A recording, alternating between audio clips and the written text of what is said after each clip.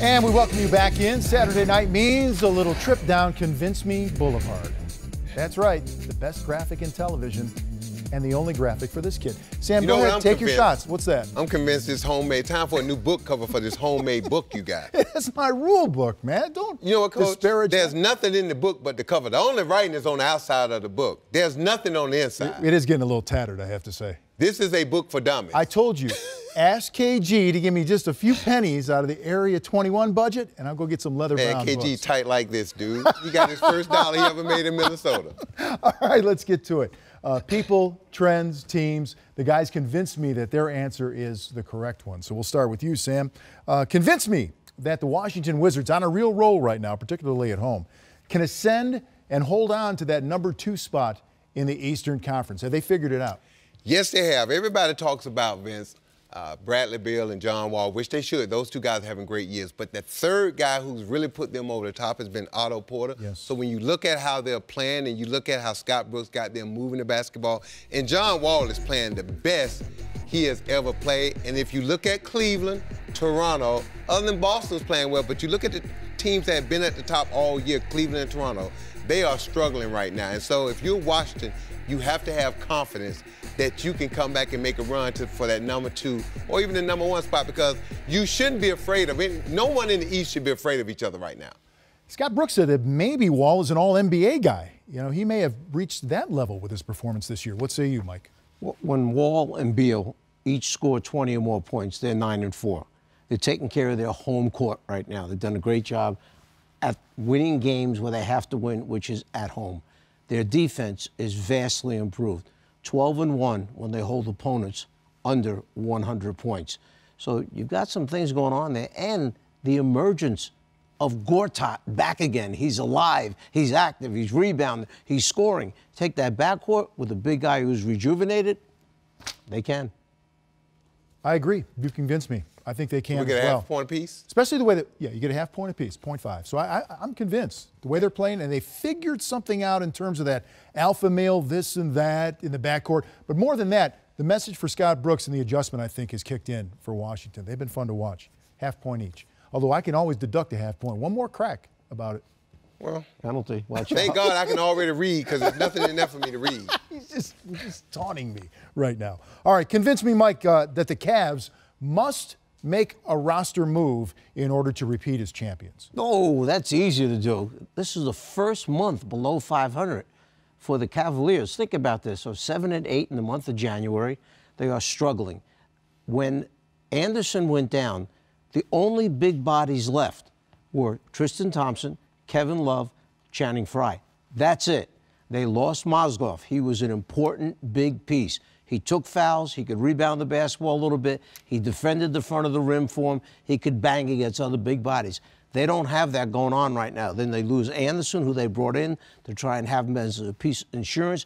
Kevin Love's back now. The spasm's taking place. He's missed a couple games.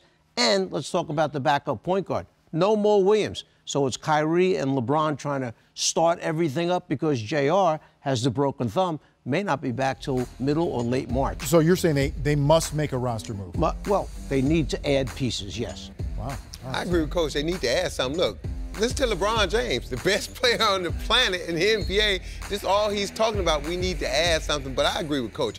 You know, LeBron's talking about the backcourt, and they may need a guy back there.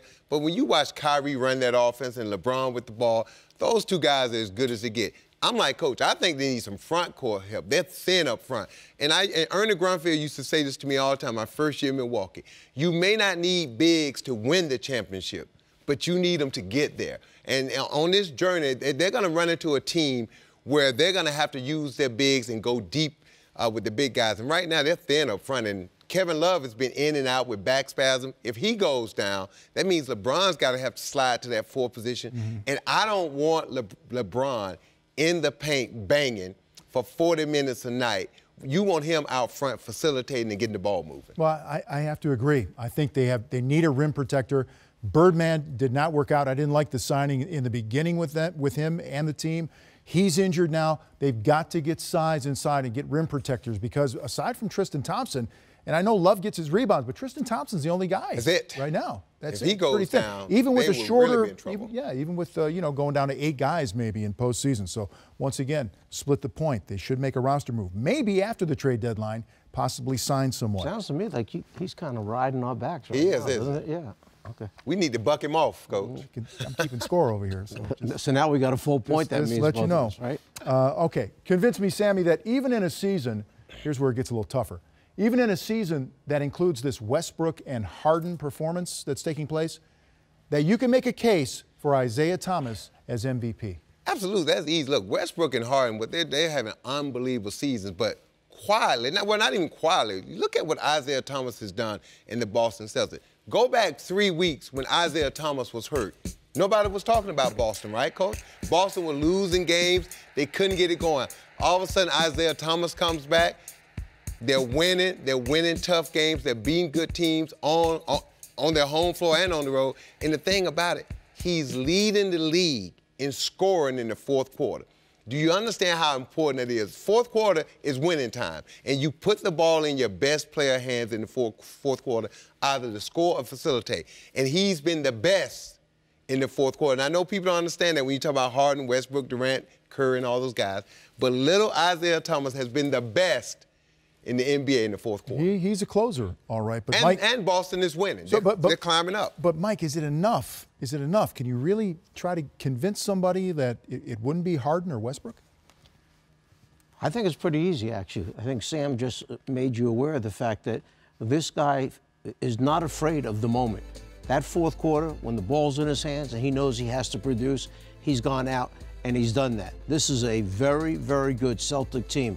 In week number 3, I had a Boston Celtic game, and Brad Stevens said, Isaiah Thomas is, and it was 3 of these, very, very, very good. He saw it. He saw that Isaiah Thomas had gone to a different level altogether. He saw the confidence that he played with. He saw the team following the lead of Isaiah Thomas. He's taken over, spokesperson and leader on the floor. Coach, you've coached a lot of great players. There's times in that huddle, last minute of a game, and you look in your star eyes. Some nights they didn't want the basketball, and you knew it. You look in this young man's eyes, and he wants the basketball, and for his size, he's had to fight for everything. And I like guys like that who had to scrap and fight for everything. So the moment is never going to be too big for him, and he loves proving people wrong, that he is the big man in a little man's body. Well, once again, he forced himself into the conversation, and being in the league as the last pick, the 60th pick, now he's forced himself into the conversation for MVP. I don't think he would win that because we have such strong arguments for, particularly, I think, James Harden. He can finish second, though. But if OKC starts losing, I don't know if he can. Well, if they start losing and they drop to 7th or 8th and they barely get in the playoffs, he may have a chance. One thing, too, don't forget this. He's doing this for the Boston Celtics. There's an historical perspective that's taking place with Boston in terms of he might be the single-season scoring average leader for one season for the Boston Celtics. Now think about that. Passing Larry Bird. Right. When you walk in the Boston Garden, what do you see? Banners and names. Chasing John Havlicek for these games with 20 straight. So he's doing this with the surroundings of being in this sacred place in the NBA. Was your question, can he win or can he get into I just wanted to make a case. Or can he get into the race for the MVP? I think you can put him in the conversation. I don't think it's going to happen, though. I've enjoyed watching him play. He's been a great surprise, and he's played with unbridled joy this year. I think this is going to come down to the 82nd game before that'd be make crazy. their mind up. You guys split a point again. It's 1.5, 1.5. This is it right here. Finally, this, Mike. If the league is going small, then why is the Taco Bell Skills Challenge during All-Star Weekend going big?